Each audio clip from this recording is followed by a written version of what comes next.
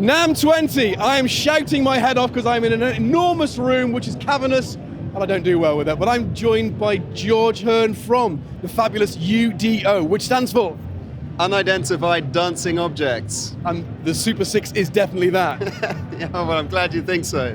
Totally. So we met up with you at Superbooth, and that's quite a while ago now, and there's some interesting... So we're probably like 5 months out of Superbooth, 6 months out?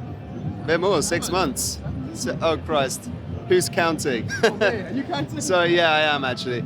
Obviously not very well. But yeah, we had an instrument there. The paint was still wet on the instrument, I think, when you saw it for the first time. But we brought it there. We're really glad we did it. Since then, we've all been working really hard to try and get this thing out and make it ready for sale. What we've got in front of us today, a lot more accomplished as an instrument than what we had then. We've basically got everything working to demonstrate here sonically, and we're really, really happy with what we've got, and really looking forward to putting it in people's hands very soon. Excellent. I like that word, very soon. So this is a production model. This is a production model, exactly. It's the production hardware. It's all here. You've got your lovely aluminium chassis now. We've knocked a couple of kilos off the weight. Still got the lovely steel and wet paint finish on the top, but all of the kind of solidity and quality you saw in the prototypes, and yeah, sounding... And still solid buttons and sliders, lovely. Still solid and nice, clunky, heavy, like reassuring feel to all the controls, yeah, which is what I love about it. An instrument to cherish. I would hope so, yeah, I would hope so. I'd hope the people who use it cherish it. Well, should we have a quick dive in and have a nice listen to it then?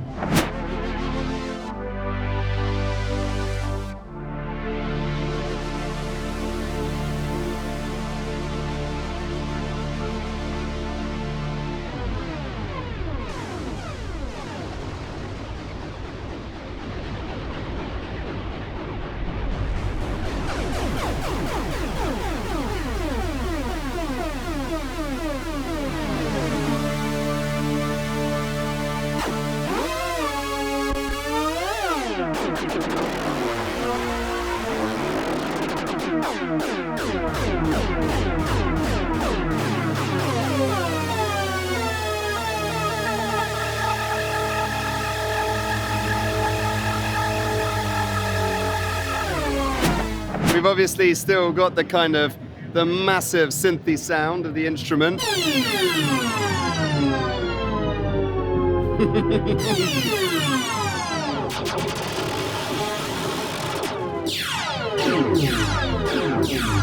So this is just the sound that's set up on it, and people have kind of randomly moved the controls. But yeah, we've got all sorts of other things. We've got a nice sub-oscillator enabled now in place of the... We've got second oscillator as a nice LFO source as well.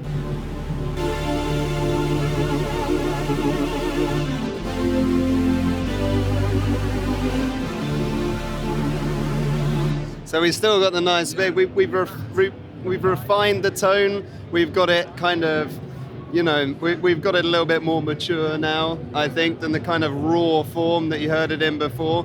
We've got a third oscillator. Yeah, you can thank Nick Batt for that one, because Nick Batt, the third. Is it the Batsolator? I call it the Batwave modification that we made at the last minute. So hopefully the people that are waiting on this instrument, I really hope that, you know, they sort of understand that we're pushing hard and we are actually adding more stuff. We're racing to try and kind of get it as good as we can before release. So now you can actually copy your user waveforms into the LFO, so you have complex waves in the LFO. We also have a full third oscillator now, which can have any of the waveforms present on oscillator 1 can now go into oscillator 2, which can be forced up to the audio rate. So I'll quickly demonstrate how that works. Ooh, we've got a bit of low end there.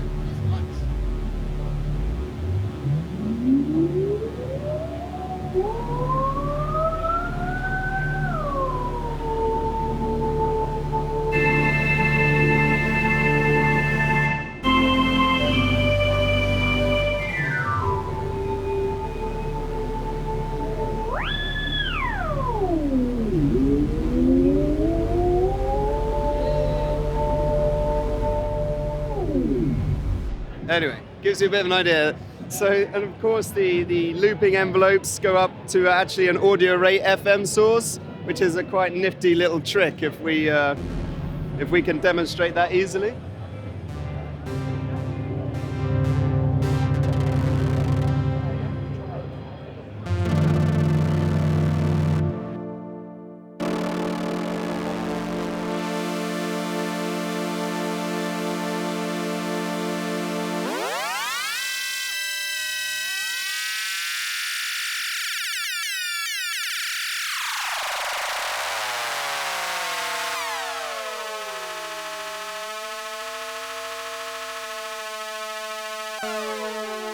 That's insane.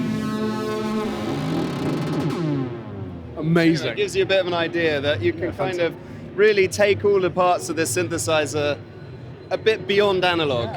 You know, yeah, the workflow's the same, but we've got complex waveforms, we've got, you know, you can really push all these little modules. They almost behave like they're kind of modular synth modules because they do a little bit more. Your LFOs can become oscillators and fast envelopes. Your envelopes can become LFOs. You can really mix things around a little bit. You see, we can switch the second oscillator to be another complex LFO, add in a sub-oscillator, and then off you go, basically. Lots and lots and lots of fun to be had. Yeah, and it definitely has. It's matured in that short space of time, and as you say, you're pushing it. So I presume you're not going to stop when it's released. Oh, no, not at all. I mean, the fact that you can load in user waveforms into the oscillator 1 and now LFO 1 as well, because of the backwave modification. We can... it's named. It was his idea. I've now done it. It's just such a good idea. Well, I don't know why we didn't think of it. But of course, that means you can have custom oscillators. You can have custom LFOs. Of course, the patches are up and down, which we're going to do. We've got masses of capability left in the FPGA to enable extra little tricks. And so imagine like old 80s video games where you had to do your up, down, left, right, backward, forwards to enable something. Well, expect a few little tricks embedded in there, like a bit later on. Easter eggs. Yeah, little Easter eggs for unlocking like secret little fun things sonically. And so we're gonna be, you know, pushing hard, sort of obviously to get this into people's hands now as soon as possible. But then we're not stopping when it's in their hands. We're gonna keep releasing new patches, new waveforms, new, you know, we're gonna carry on. Carry on, regardless. Excellent. That's really good. Well, I'm as excited as I was when I first saw it. Second, third time, it's a charm. George, looking forward to having this in my hands for a little bit longer next time. But brilliant. Thank you very much for showing us. No, thank you. Thank you.